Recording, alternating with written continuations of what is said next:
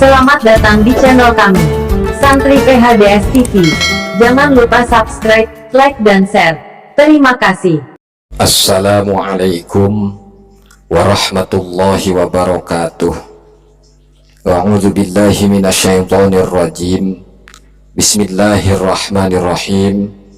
Qala al-muallif rahimahullahu ta'ala wa adama nafa'ana bi'ulumihi bid-darain amin ya rabbal alamin. Allahumma anfa'na bima 'allamtana wa 'allimna ma yanfa'una wa zidna 'ilman nafi'a birahmatika ya arhamar rahimin. Rabbi yassir lana wa la tu'assir 'alaina ya karim.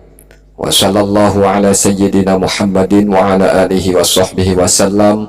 Walhamdulillahi rabbil alamin. Kita lanjutkan hanca ngaji kita di dalam kitab Ta'limul Muta'alim, halaman 43 baris paling bawah. Masih menjelaskan tentang sesuatu yang dapat menghambat rezeki datang kepada kita. Dan yang namanya rizki, semua memang sudah ditentukan dan disiapkan oleh Allah Subhanahu wa Ta'ala untuk seluruh makhluknya. Jadi saya ambil ibarat, umpama di toren itu tentu sudah disiapkan ada airnya. Jadi di toren banyak airnya, penuh toren itu. Tapi kok kenapa giliran keran yang ke kamar mandi kita airnya sedikit, airnya kecil. Begitu kita lihat di toren penuh, tapi kok kenapa yang masuk ke kamar mandi kita airnya kecil? Maka jangan salahkan torennya, tapi mesti kita cari. Barangkali ada sesuatu yang menyumbat di pipa, yang turun dari toren. Di pipa itu apa ada sampah atau ada lumut, ada kotoran yang menyumbat, sehingga datangnya air ke kamar mandi kita, keran kamar mandi kita, airnya cuma sedikit. Nah, di sini pun begitu juga rizki dari Allah Subhanahu wa Ta'ala disiapkan. Gudang rizki Allah nggak habis-habis. Lalu ketika datang kepada kita rizki itu sedikit, nah tentu kita cari apa penyebabnya yang menyumbat datangnya rezeki kepada kita. Allah sudah tentukan takdir rizki untuk kita, tapi kok kenapa datangnya sedikit, kecil? Maka di dalam pasal ini, di kitab ini akan dijelaskan hal-hal atau sesuatu yang dapat menyumbat datangnya rezeki kepada kita. Di antaranya di dalam kitab ini dijelaskan wa naumu uryanan lan turu halek wewuda, tidur dalam keadaan telanjang. Nah, ini termasuk salah satu hal yang dapat menyumbat rezeki kita. Karena dalam keterangan lain tidur dalam keadaan telanjang ini makruh. Baik kita tidur sendirian, apalagi ada teman, ataupun juga tidur antara suami istri. Jadi sebenarnya kalau telanjang tanpa sehelai benang pun ini makruh. Jadi kalau tidur ya mesti kita pakai ya kain sarung atau apa. Nah, jadi jangan polos banget gitu ya. Kemudian wal baulu uryanan, kencing dalam keadaan telanjang. Kita buang air kecil telanjang. Arti telanjang berarti tanpa sehelai benang pun.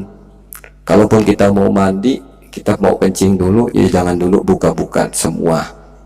Ya kita masih pakai kain, kita kencing ya. Jadi makruh. Bahkan riwayat lain, keterangan lain, mandi pun mestinya jangan telanjang tanpa sehelai benang pun. Kalau bahasa kampung sebutnya harus pakai kain teteplok gitu ya. Kemudian wal aklu junuban, hal yang dapat menyumbat datangnya rezeki kepada kita.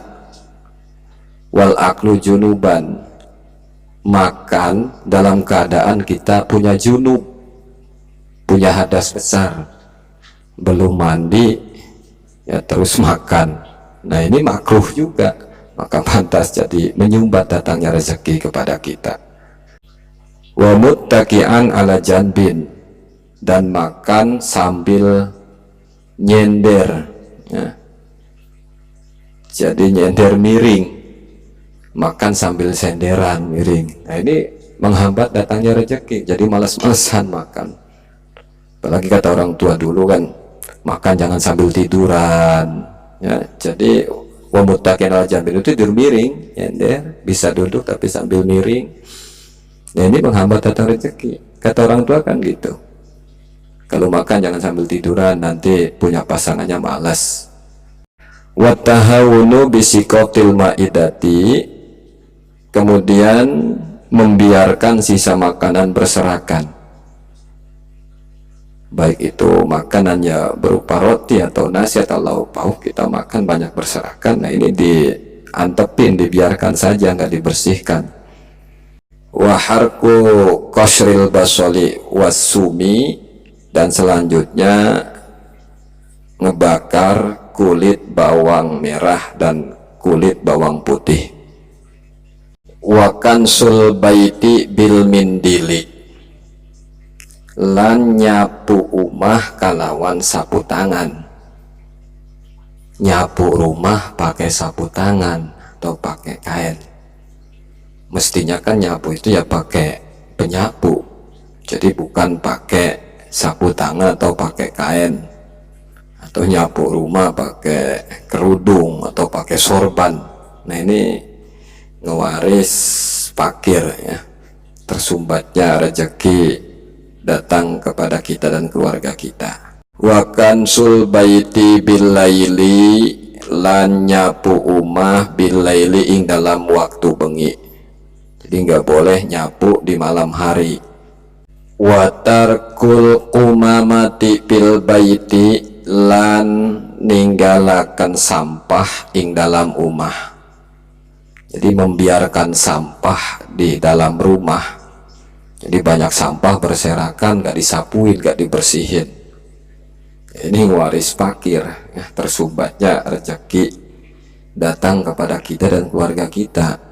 Wal masyu qudamal masyayikhi, dan selanjutnya perkara yang dapat menyumbat datangnya rezeki kepada kita adalah terlalu seringnya al-masyu qudamal masyayikhi, jalan di depan orang yang lebih tua, atau jalan di depan guru. Ketika kita jalan bareng sama orang tua, nah orang tua mesti ada di depan, kita di belakang. Atau jalan bareng sama guru, nah guru di depan, kita di belakang. Kecuali memang diminta oleh orang tua atau oleh guru, kita suruh di depan sebagai penunjuk jalan. Wanidaul abawaini bi ismihima, wanidaul abawaini lan manggil wong tua roro bi ismihima kalawan arane karone abawaini. Dan lagi perkara yang dapat menyumbat datang rezeki kepada kita, manggil orang tua pakai namanya. Jadi manggil nama ke orang tua, bukannya manggil bapak atau abah atau abi, ya. Atau ke ibu, bukannya manggil ibu, mama, umi, emak dan sebagainya. Ini malah manggil nama. Contoh umpamanya bapaknya namanya Hasan, itu anak bukannya manggil nyebut bapak ke orang tuanya, malah namanya tuh. Jadi nggak pakai nama bapak atau apa, langsung Hasan aja gitu. Nah ini nggak boleh, ya. Suul adab juga, ini jelas-jelas, ya, jelek tata krama. Kemudian wal kholalu bikuli khosyabatin, wal kholalu lan nyahil atau selilit bikuli khosyabatin kalawan saban-saban kayu. Jadi nyahil itu selilit, ngebuang sisa makanan dan nyelap di gigi. Biasanya kalau habis makan suka ada nyelap di gigi. Ini apa ya, selilitnya atau nyungkilnya pakai kayu, ya. Artinya kayu, ya kayu baik dari bilik rumah atau kayu bilik pagar, jadi bukan kayu yang memang sudah disiapkan untuk nyungkil atau untuk selilit gitu ya.